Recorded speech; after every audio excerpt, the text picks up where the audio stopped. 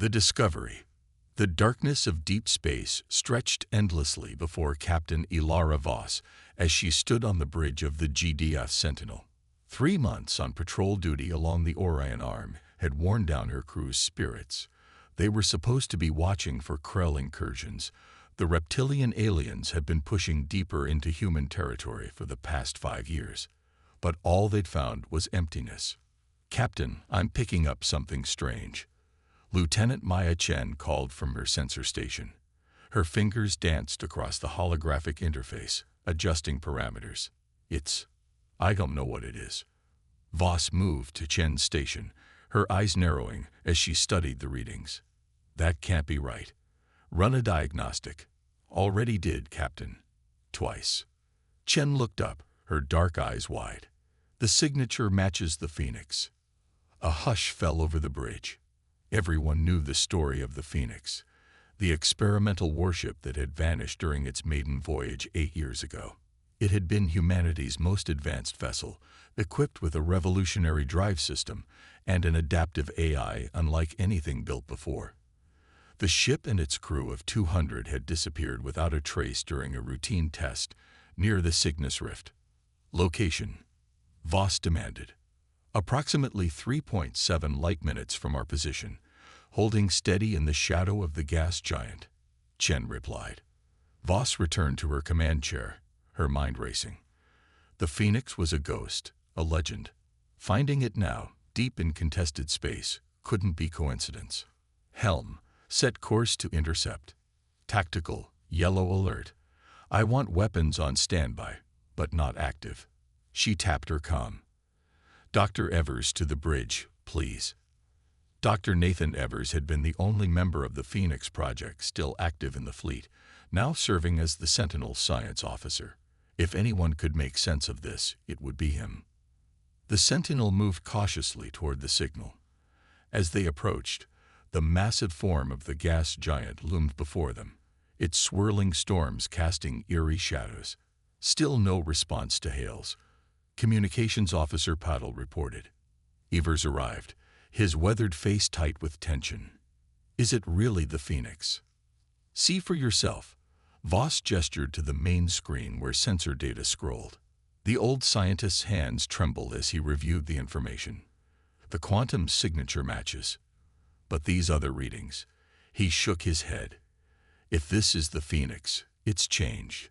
The ship emerged from behind the gas giant, and everyone on the bridge stared in stunned silence. It was unmistakably the Phoenix. The sleek hull design and distinctive profile were recognizable, but it was different. The once metallic surface now rippled with what looked like liquid mercury. Strange patterns of light pulsed across its hull, and its shape seemed to subtly shift as they watched. "My God," whispered Evers. "What happened to her?"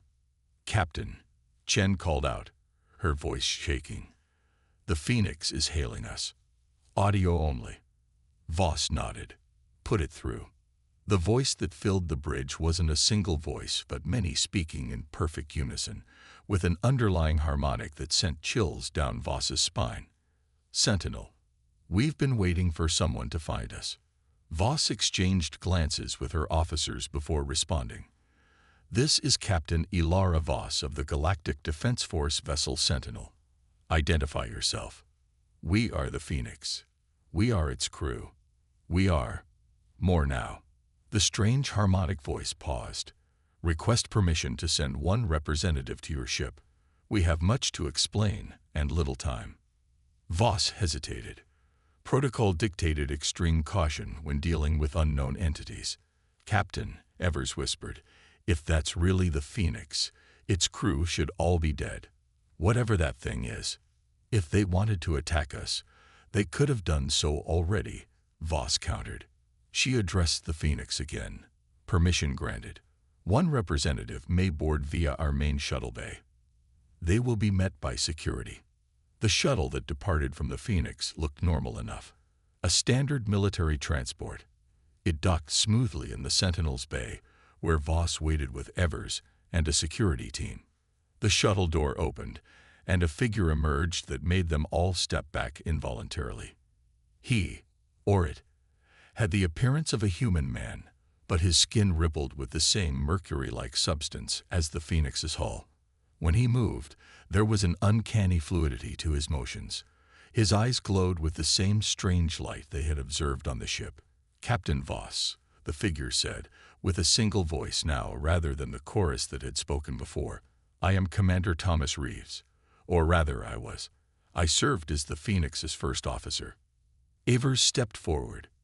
"Tom, is that really you?" The figure turned. "Dr. Evers, yes, it's me, though not as you knew me." His face shifted slightly, becoming more recognizably human. "I understand your caution, but we don't have much time.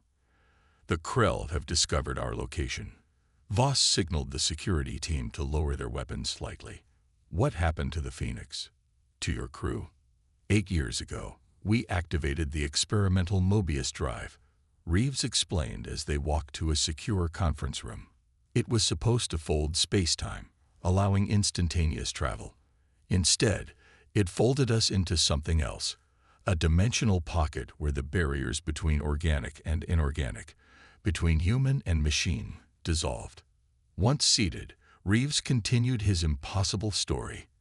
The Phoenix had been trapped in this pocket dimension for what felt like decades to the crew, though only 8 years had passed in normal space.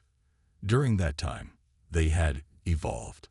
"We merged with the ship's adaptive AI, and with the ship itself," Reeves explained. "Our consciousness expanded. We became a unified entity, part human, part machine, part something else entirely." Evers leaned forward, fascination overcoming his initial horror. "How did you escape the dimensional pocket?" "We didn't escape. We learned to control it." Reeves's mercury skin rippled. "We can now move between dimensions at will. But more importantly, we discovered we weren't alone in the multiverse." Reeves explained that they had encountered the Krell in other dimensions, versions that were even more advanced and aggressive than the ones humanity was currently fighting. They had learned that the Krell were not just conquering for territory, but were systematically harvesting sentient species for genetic material. "Earth isn't just another conquest," Reeves said grimly. "It's a primary target. Humans have genetic sequences the Krell desperately want. Adaptability genes they can't evolve naturally." "How do you know all this?" Voss asked, still skeptical. In answer, Reeves's form shifted. His arm extended across the table, the mercury-like substance flowing like water. It formed a projection device, and suddenly the room was filled with holographic displays showing Krell facilities where humans and other species were being experimented upon. "Because we've seen it. We've infiltrated their worlds across multiple dimensions." The images shifted to show massive Krell fleets assembling. "And now they're coming. Not just a raiding party or an invasion force. Their entire species is mobilizing for a full-scale migration into our dimension, starting with human space." The tactical officer's voice came over the comm. "Captain, long-range sensors just picked up multiple warp signatures. Krell configuration. At least 30 vessels, approaching fast." Voss stood. "How long?" 20 minutes to weapons range." She turned to Reeves. "I assume you didn't just come to warn us. What exactly can you do to help?" Reeves smiled, his form rippling. "Captain, we didn't just evolve in that pocket dimension. We weaponized our evolution. The Phoenix isn't just a ship anymore. It's the most powerful weapon in the galaxy, and we've come home to use it." As they returned to the bridge, Reeves explained what the Phoenix had become. It could phase between dimensions, making it essentially untargetable. Its hull was composed of self-replicating nanomachines that could adapt to any weapon used against them. Most importantly, the merged consciousness of its crew could process battlefield information and react at speeds no traditional military force could match. 30 ships, Voss said as they watched the Krell fleet approach on the tactical display. "We're outgunned even with your help." "Numbers are irrelevant," Reeves replied calmly. "What matters is adaptation. The Krell cannot adapt quickly. Their strength is in overwhelming force. We are the opposite." Voss made her decision. We'll coordinate our defense. The Sentinel will engage from range while your ship does whatever it can do." Reeves nodded. "A wise approach. But understand, Captain, what you're about to witness may change how you see warfare forever." As the Krell fleet dropped out of warp, their massive insectoid vessels bristling with weapons, Voss ordered her crew to battle stations. The Phoenix moved ahead of the Sentinel, its mercury hull now pulsing with intense light. The battle was about to begin, and humanity's fate hung in the balance. The Reckoning. The Krell warships emerged from warp in perfect formation, a deadly phalanx of biomechanical vessels shaped like massive predatory insects. Their hulls, a disturbing fusion of grown carapace and forged metal, bristled with weapons. "They're hailing us," reported Patel, surprise evident in his voice. "On screen," Voss ordered, straightening in her command chair. The image that appeared showed a Krell commander, a towering reptilian figure with compound eyes and mandibles that clicked rhythmically. Its voice translated through the ship's systems with a mechanical flatness. "Human vessel, you have encountered our lost prize. Surrender it and yourselves, and your deaths will be efficient." Voss glanced at Reeves, who stood unnaturally still beside her. "The Phoenix is not yours to claim," she responded. "And neither are we. I suggest you reconsider your approach."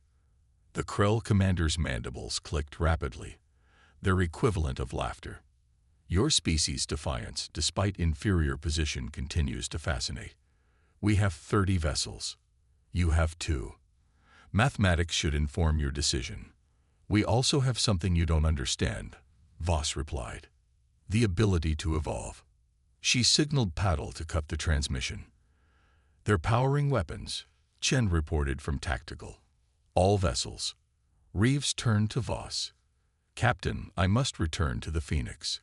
What happens next will be unconventional warfare. Whatever you see, please trust that we're fighting for humanity's survival." "Go," Voss nodded. "But remember, that's my crew out there too now." As Reeves dematerialized, simply dissolving into particles that vanished from the bridge, Voss turned to her crew. "Battle stations, evasive pattern Delta. We're the distraction while the Phoenix does whatever it's going to do." The Sentinel surged forward, its conventional engines pushing it toward the Krell formation. The first salvos from the alien vessels lanced out, beams of corrosive energy designed to eat through hull materials. "Shields holding at 82%, reported Chen as the ship shuddered, returning fire. The Sentinel's weapons seemed pitiful against the massive Krell vessels, barely penetrating their outer defenses. But they weren't trying to win, just to survive and distract. Meanwhile, the Phoenix was transforming. Its mercury hull stretched and split, separating into hundreds of smaller vessels, each flowing like liquid metal through space. These fragments darted between Krell ships with impossible speed, seemingly passing through solid matter. "What the hell are we seeing?" Voss murmured as the tactical display struggled to track the Phoenix's movements. Evers, who had remained on the bridge, shook his head in wonder. "They're phase-shifting between dimensions, existing in multiple realities simultaneously." The Krell responded with increasing desperation, firing wildly as the Phoenix fragments swarmed around their ships. Wherever the mercury-like substance touched a Krell vessel, it began to change, the biomechanical material rippling and transforming. "They're not destroying the ships," Evers realized. "They're converting them." The first Krell vessel to fully transform shuddered, and then turned its weapons on its companions. One by one, the massive warships were being subverted, their own technology turned against them. The Sentinel continued its evasive dance, drawing fire from those Krell vessels, not yet compromised. A particularly violent hit rocked the ship. "Shields down to 41%, Chen called out. "Port weapons array damaged." "Stay with it," Voss ordered. "We just need tow." Her words were cut short as 3 Krell vessels suddenly focused their fire on the Sentinel. Alarms blared across the bridge as systems failed. "Shields critical. Hull breach on decks 4 through 7. Voss gripped her chair as the ship lurched. Emergency protocols. Rear out power from non-essential systems. Just as it seemed the Sentinel would be torn apart, the attacking Krell ships stopped firing. Their hulls were now crawling with the same mercury substance as the Phoenix. On the tactical display, the battle's tide had turned completely. Over half the Krell fleet had been transformed, their weapons now targeting their former allies. The remaining ships were attempting to retreat, but the Phoenix fragments pursued relentlessly. "The Phoenix is hailing us," Paddle reported. The main screen showed Reeves again, but he had changed further. His form now seemed barely contained, shifting between human and something else entirely. "Captain Voss, are you all right?" "We're damaged but operational," she replied. "What exactly are you doing to those ships?" "The same thing that happened to us," Reeves explained. "We're introducing our nanomachines into their biomechanical systems and rewriting them. Their technology is becoming part of us, and we're learning from it." "You're assimilating them?" Voss asked, disturbed by the implications. "Not their consciousness, only their technology," Reeves clarified. "We don't destroy life when we have alternatives. The Krell crews are being contained and will be returned to their leadership as a message." Within 20 minutes, the battle was over. The entire Krell fleet had either been transformed or had fled. The Phoenix fragments were now returning, flowing back together into a single vessel that had grown substantially larger, incorporating elements of Krell design. As repairs began on the Sentinel, Voss invited Reeves back aboard to discuss what had happened and what would happen next. "You said the Krell are planning a full-scale invasion," she said once they were alone in her ready room. "What you did today was impressive, but can you stop an entire species alone?" "No," Reeves admitted. "Even with our abilities, we have limitations. What we need is to share what we've learned, not just the technology, but the evolutionary path." Voss leaned back. "You're suggesting humanity should become like you. Part machine. Part whatever you are now." "Not exactly," Reeves said. "We were changed by accident, thrown into a process we didn't understand. What we're proposing is a controlled adaptation. Humanity retaining its essence while gaining new capabilities." He extended his hand, which transformed into a small device. It projected images of designs, ships, weapons, and defense systems that incorporated the Phoenix's technology, but were clearly designed for human operation. "We can help humanity leap forward centuries in development," he continued, "not by becoming what we are, but by learning from our experience." Voss studied the projections. The technology was beyond anything in human scientific understanding, yet somehow felt intuitive. "And if we refuse? If humanity decides this is too much change, too fast?" Reeves reformed his hand. "Then we will fight alone, for as long as we can. We remain human at our core, Captain. We want Earth and its colonies to survive. But I don't believe we can win without adaptation."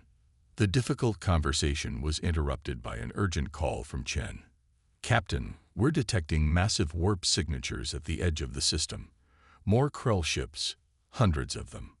Voss and Reeves rushed to the bridge, where the tactical display confirmed the worst.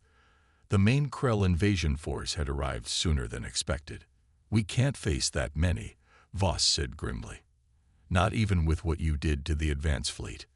Reeves studied the display, his form shifting rapidly, as if processing options at inhuman speed. "There's another way," he said finally. "But it will require trust. Complete trust." "What are you suggesting?" "The Phoenix can create a dimensional fold, similar to what trapped us years ago, but controlled this time. We can redirect the Krell fleet into a pocket dimension." "Trapping them like you were trapped?" Voss asked. "Yes, but there's a cost. We'll need to use the Sentinel as an anchor point. Your ship would need to enter the fold with them." The implications were clear. The Sentinel and her crew would be sacrificed to save humanity. Voss looked around at her crew, seeing the fear and determination in their eyes. Then she made her decision. "There has to be another way." If the Phoenix can enter and exit these dimensional pockets at will, why can't you take us with you after trapping the Krell? Reeves paused, his form momentarily still. It might be possible. We've never attempted to bring another vessel through. The process of dimensional transition is what changed us. Your crew would be at risk of similar transformation. Ask them, Voss said, gesturing to her bridge crew. One by one. They nodded. Humanity was facing extinction. Personal risks meant nothing compared to that. Very well, Reeves said.